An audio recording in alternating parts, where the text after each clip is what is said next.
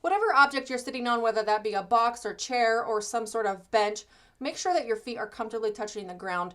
Start by crossing your leg over. Depending on how tight you are, you might not get to the point of really pressing that knee towards the ground.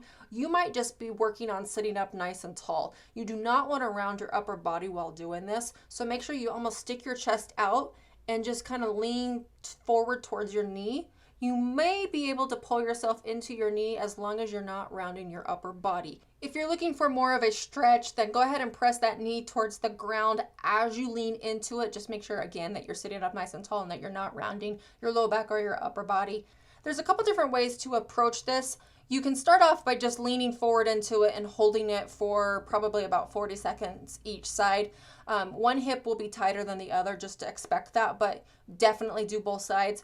Or one other thing you can also try is lean into that stretch. If it's very painful, lean into it maybe about 10 seconds and then give yourself a little bit of a rest and then lean back into it. You will feel yourself be more flexible each time you lean into it. So that's kind of another approach to do that. This is a really good stretch for any glute, hip pain. This is often prescribed by physical therapy for sciatica if you feel any numbness down your leg. So give this a shot.